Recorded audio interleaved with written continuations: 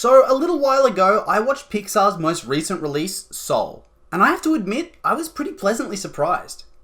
Now you might be a little surprised to hear that, considering Pixar's built a huge reputation on being one of the premier animator studios in the world, racking up numerous Academy Award wins and creating some of the most iconic characters and moments in film history. But over the past couple of years, for me, Pixar's lost a little bit of its charm as they started to lean into more sequels and less into brand new original content. Whilst I liked Finding Dory, Incredibles 2, Toy Story 4, they didn't really hold a candle to films like Coco or Pixar's earlier stuff. So I wasn't really expecting all that much with Soul. I was expecting your run-of-the-mill, fun and slightly moving animated adventure. But instead, I got a film that arguably broke free of the classic Pixar mold and created one of the deepest existential crises I've ever gotten from a film. The film follows struggling jazz musician Joe Gardner, who dies just as he gets his big break, and falls short of being able to live out his dreams of being a true professional musician. Desperate to avoid heading into the great beyond, Joe attempts to escape and finds himself in the great before, where new unborn souls are tutored by experienced and distinguished souls. Seeking his chance to rejoin his body on Earth, Joe teams up with 22, a soul who's desperate to never be born. However, the mission gets complicated when they fall back to Earth, but instead 22 inhabits Joe's body, and Joe's soul invades a therapy cat.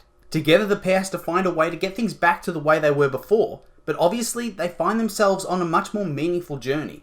Now my immediate expectations by this point was we were going to see a silly little quest to get Joe's body back, and predictably convince 22 that life's worth living. But what I wasn't expecting was Joe's own evaluation of himself and the way in which he's led his life. How he reflects on that as he ultimately prepares himself to die so that 22 can lead her own life. And I think this is the true message of the film. That this is the true meaning of life. To embrace every moment and enjoy the little things. That there's more to living than just achieving goals that require success. It's not really something that many films cover, let alone an animated film for children, but I thought it was really compelling. Films that cover the meaning of family and friendship and fighting for your dreams come in droves all the time. Pixar's always sought to dive a little deeper, so I think it was really appropriate that this was the studio to break that predictable mold and serve us up something to really think about.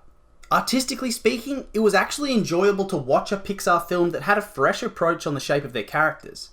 This film was a lot more fluid and unique in the character design, which was a pretty nice change from usual. I really enjoyed the contrasting animation styles between the real-world characters and the spirit world helpers. It wasn't something I expected going in, but it added a pretty strange and whimsical vibe to the whole experience. It really helped to set this movie apart from a lot of other films that have been made before. And it also bodes well for the future of the studio itself. To me, it shows they're willing to take more risks with how they present their stories and their worlds, that they're willing to break away from their signature style and create a truly memorable visual experience. But I also like that they took this out-of-the-box approach for their storyline too. This is one of the heaviest stories that Pixar's ever told and deals with a wide array of more complex topics that they often touch on in their films but don't fully dive into. Things like self-reflection on your life or losing sight of who you are, coming to terms with your death and even the afterlife. I was kind of expecting a movie that targets children to brush over this kind of stuff and have it be a fun adventure.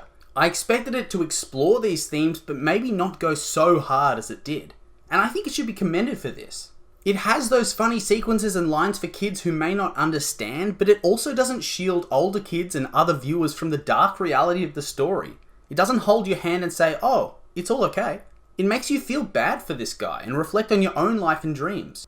I think this was a pretty big risk to take. It could have backfired. But I think they pulled it off in spectacular fashion, and it's a shame that it came out in this day and age and couldn't really enjoy the theatrical release it deserved.